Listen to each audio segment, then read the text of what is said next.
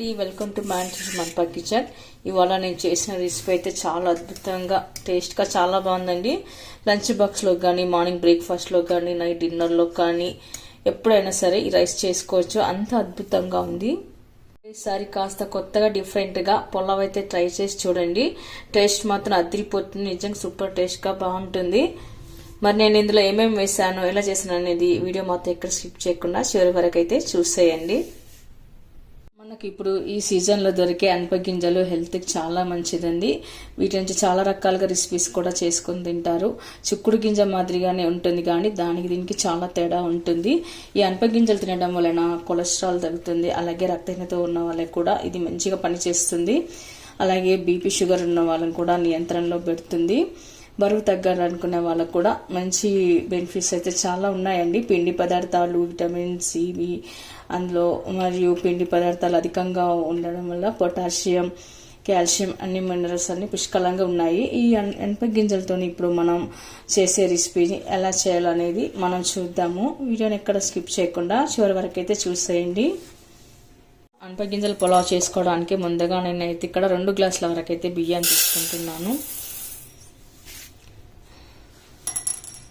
2 గ్లాసుల బియ్యం తీసుకున్న తర్వాత బాగా క్లీన్ చేసి కడిగి పెట్టుకోవాలి. మనం ఇక్కడ 2 టైమ్స్ బాగా కడిగి క్లీన్ చేసి పెట్టుకున్న తర్వాత బియ్యం ఇప్పుడు మనం ఒక హాఫ్ అన్ అవర్ పాటు నానేసుకోవాలి. మనం అనప గింజల పులావ్ చేసుకోవడానికి క్లీన్ చేసి పెట్టుకున్న పుదీనా వేసుకుందాము. అలాగే క్లీన్ చేసి పెట్టుకున్న కొత్తిమీర కూడా వేసుకోవాలి. ఇప్పుడు 4-5 పచ్చిమిరపకాయలు, మీరు తినే కారం బట్టి మిర్చి వేసుకోండి. అల్లం వెల్లుల్లి, జీరా, అలాగే ముక్కలుగా కట్ చేసి పెట్టుకున్న ఒక పెద్ద సైజు టమాటా, కొద్దిగా కరివేపాకు, సాల్ట్. ఇవన్నీ వేసాక మనం ఇప్పుడు మిక్సీ పట్టి ఫైన్గా పేస్ట్ చేసి పెట్టుకోవాలి. ఇలాంతా ఫైన్గా మిక్సీ పట్టి పెట్టుకోవాలి. మనం రైస్ కుక్కర్ పెట్టుకొని అందులో 1 టేబుల్ స్పూన్ వరకు అయితే నెయ్యి వేసుకుందాము. ఆ తర్వాత 2 టేబుల్ స్పూన్ వరకు ఆయిల్ వేసుకోవాలి. ఇప్పుడు ఇందులోకి మసాలా దినుసులు వేసుకుందాము. చెక్క, లవంగ, ఇలాచి, మరాఠీ పువ్వు, ఆ తర్వాత బిర్యానీ ఆకు, ఆ తర్వాత సన్నగా కట్ చేసి పెట్టుకున్న ఆనియన్ ముక్కలు. ఇప్పుడు ఆనియన్ మంచి కలర్ వచ్చే వరకు కలుపుకొని పెట్టుకోవాలి. ఇప్పుడు కొద్దిగా పసుపు, కరివేపాకు. ఇప్పుడు మనం అనప గింజలు వేసుకోవాలి. అనప గింజలని పచ్చివాసన పోయే వరకు కలుపుకొని పెట్టుకుందాము. ఆ తర్వాత క్యారెట్, బఠానీ, కట్ చేసి పెట్టుకున్న పులావ్ బీన్స్ ఇవన్నీ వేసాక సరిగా కలుపుకొని పెట్టుకుందాము. కాస్త మగ్గనివ్వాలన్నమాట. ఆయిల్ కాస్త దూరంగా ఫ్రై లాగా అయినట్టయితే మంచి రుచి వస్తుంది పులావ్కి. సాల్ట్. మనం తెలుగులో అనప గింజలు అంటాం కదండి, కర్ణాటకలో అయితే బాగా ఎక్కువగా చేసుకుంటారు. ఔరకాలు అంటారు.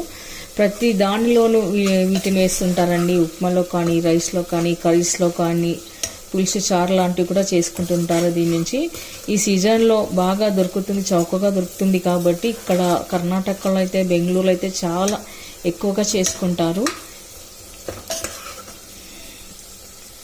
ఇప్పుడు వెజిటేబుల్స్ అన్ని కాస్త మగ్గిన తర్వాత మనం మిక్సీ పట్టి పేస్ట్ చేసి పెట్టుకున్న మసాలా పేస్ట్ని వేసుకుందాము. ఇలాంతా పేస్ట్ వేసుకున్న తర్వాత ఒకసారి కలిపి పెట్టుకోవాలి. ఇప్పుడు పేస్ట్ అంతా బాగా ఆయిల్లో ఉడకాలన్నమాట. ఉడికి మనకు ఆయిల్ ఇలా పైకి వెళ్ళాలి. పైకి తేలినట్లయితే అప్పుడు మంచి రుచి వస్తుందండి. మీకు కావాలంటే మిక్సీలో మసాలాతో పాటు పచ్చి కొబ్బరి కూడా వేసుకున్నట్లయితే మరింత టేస్ట్ బాగుంటుంది. కొబ్బరి పాలు వేసుకున్న, పచ్చి కొబ్బరి వేసుకున్నా కూడా ఈ రైస్ చాలా మంచి టేస్ట్ అయితే వస్తుంది. ఇప్పుడు చూడండి, గుజ్జు అంతా బాగా ఉడికి ఆయిల్ అంతా ఇలా పైకి తేలింది. ఆ తర్వాత మనం ఇప్పుడు నానేసి పెట్టుకున్న బియ్యాన్ని వేసుకుందాము. బియ్యాన్ని కూడా మనకు మసాలాలో బాగా ఉడుకుతుందండి. అలా అయితే రైస్ అంతా టేస్ట్ బాగుంటుంది. ఇదంతా బియ్యాన్ని వేసిన తర్వాత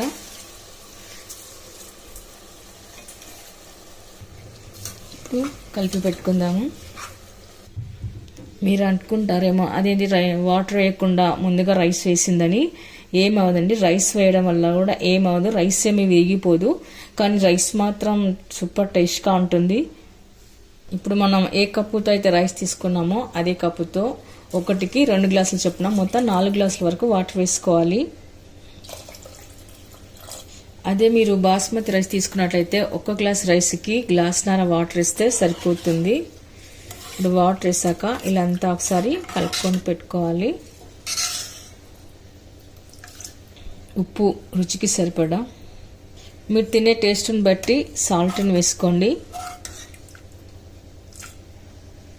ఆ తర్వాత ఇప్పుడు మనం కుక్కర్ మూత పెట్టేసుకొని 2 విజిల్ ఇస్తే సరిపోతుంది.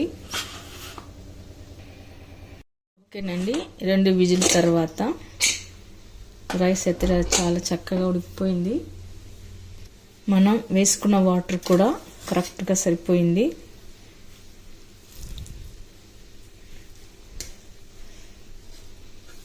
ఇప్పుడు సర్వింగ్ ప్లేట్లోకి తీసుకుందాము. సర్వింగ్ ప్లేట్లోకి తీసుకున్నాక పైన కొద్దిగా కొత్తిమీర అయితే వేసుకొని పెట్టుకుందాము.